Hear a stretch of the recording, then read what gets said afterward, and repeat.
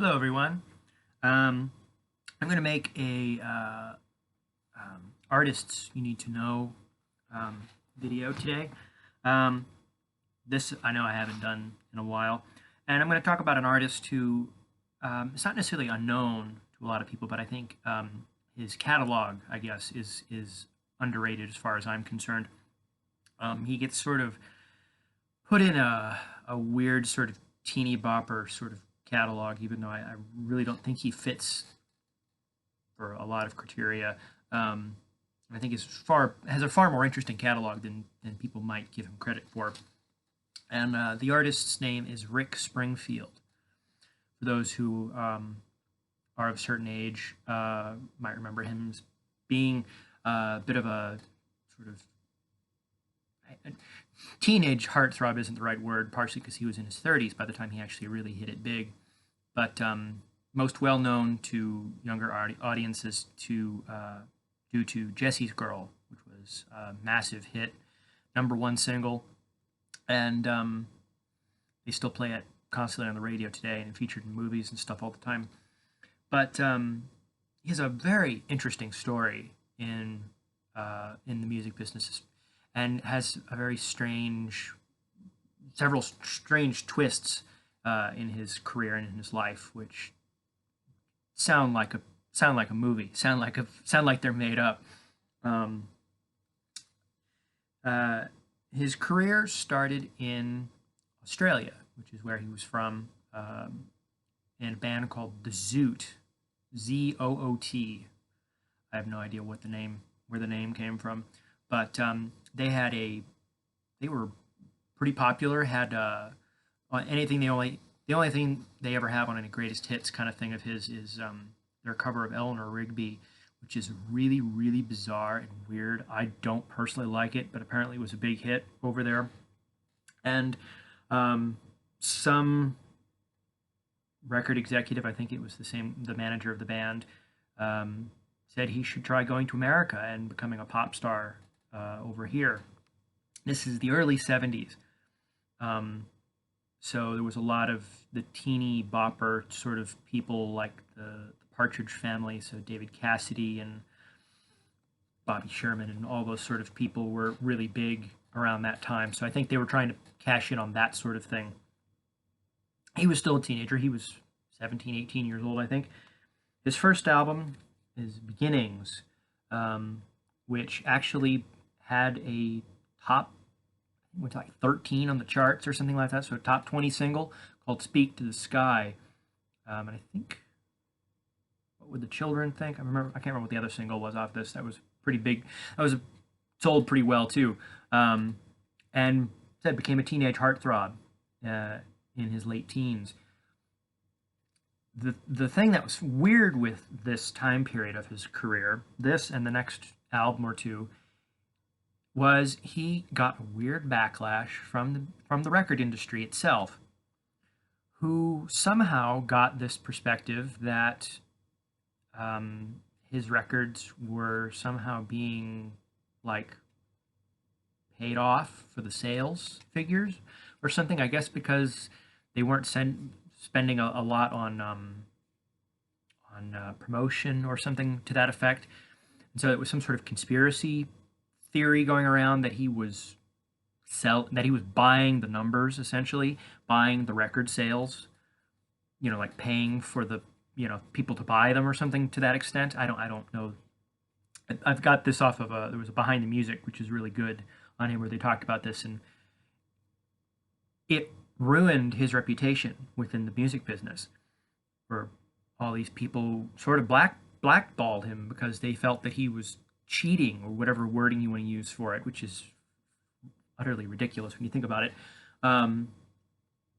And it affected his follow-up album, Comic Book Heroes, which has a nice comic flavored cover to it. And he played a lot of he wrote or co-wrote all of his own songs,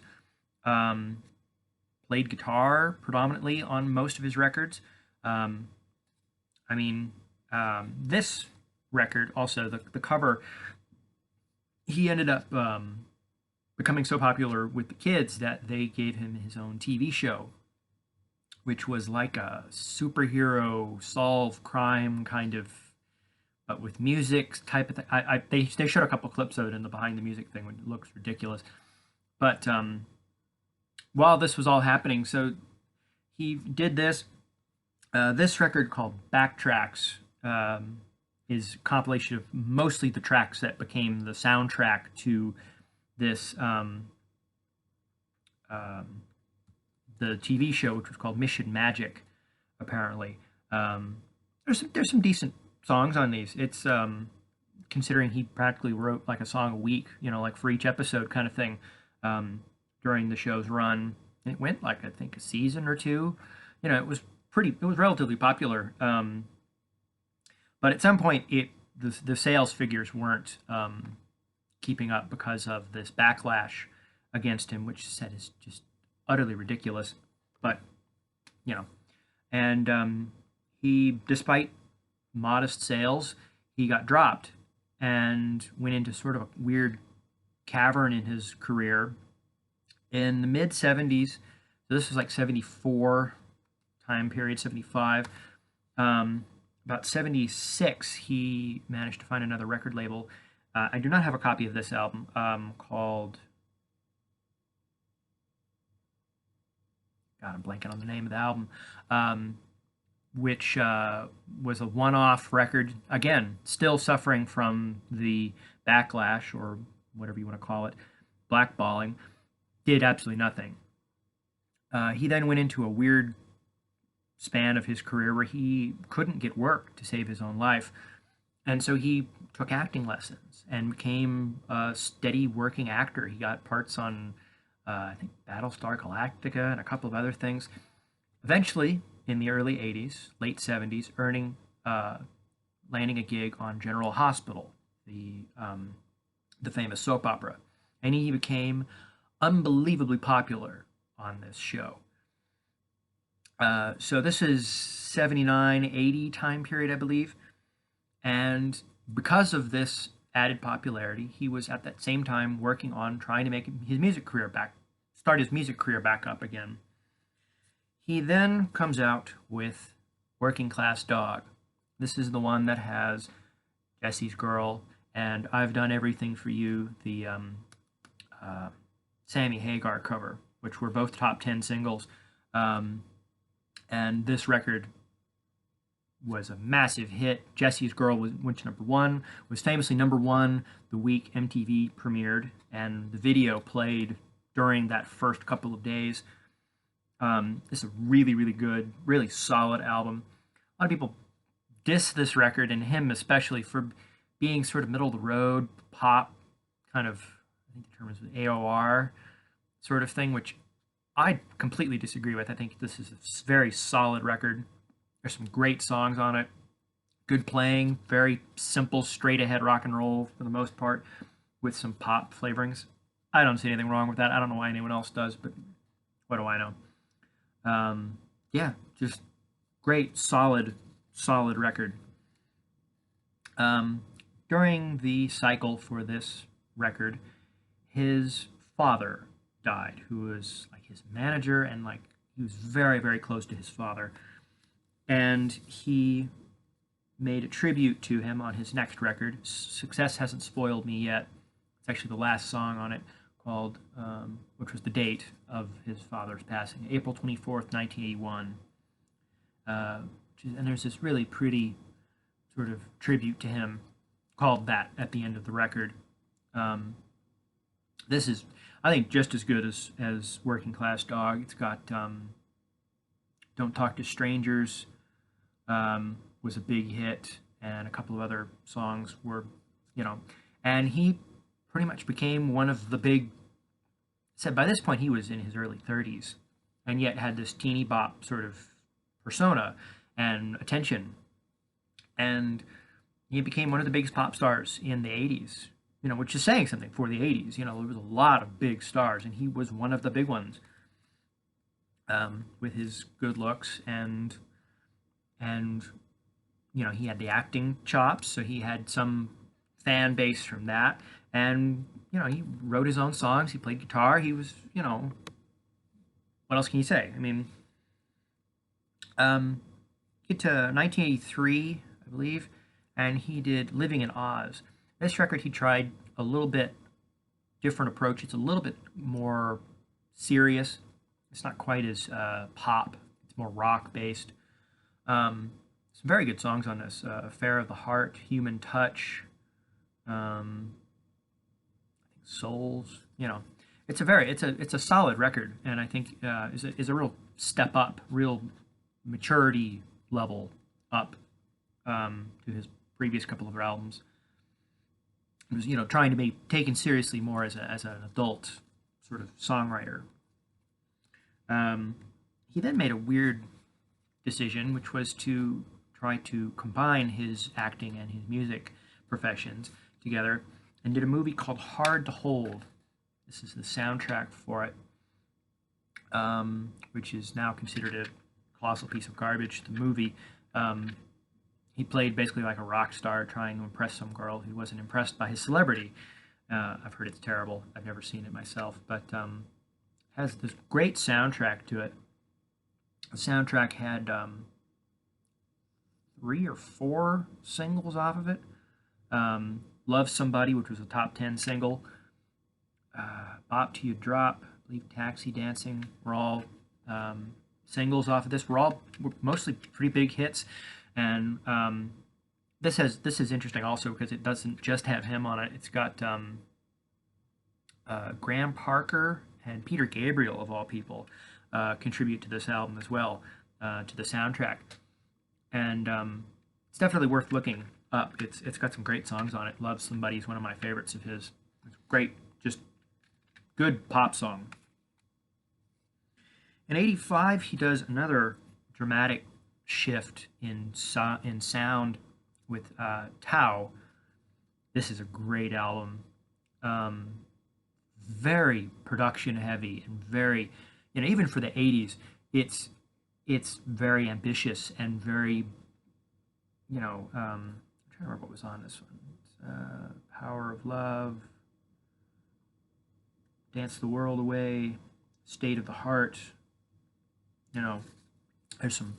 It's very much a step up in terms of production and songwriting. It's a very, very solid album, and continued his success through the mid '80s.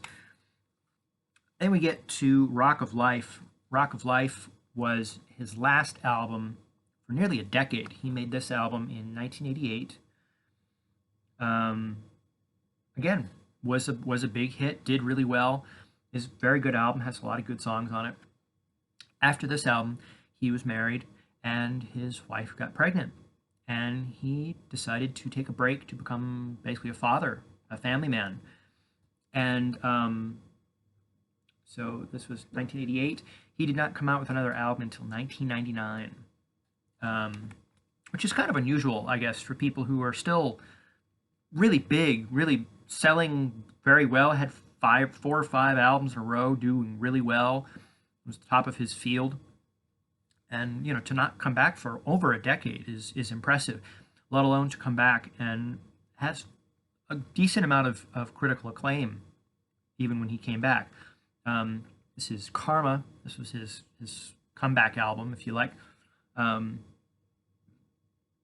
It's a very solid album for someone who is then by this point in his mid 40s, and not having made an album in over a decade. It's very solid and has a lot of great songs on it. And yeah, I mean, I think it stands up to all of his records he'd made before it, and I mean, you can't really say that about a lot of people who take a lot of time off, and sometimes their comeback albums are kind of they're okay. It's actually very good. He's continued to make albums. This was his follow-up one: "Shock, Denial, Anger, Acceptance," which is the first couple of songs in this. "Perfect" is really good, and said is kind of heavier and a little more sort of rock based. He tended to get away from the pop such as much. and has continued to make records. I have a couple of them here, Venus in Overdrive and Songs for the End of the World. This one came out 2012. And it's just continued to make very solid, very good albums. He actually just came out with one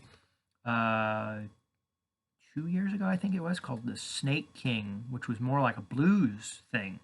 Bunch of slide guitar, and it was basically a straight blues kind of album, which is, again, for someone his age, is impressive to still be trying new things and stretching and doing, not just doing the same old thing, is impressive, and he's still doing it at a pretty high quality.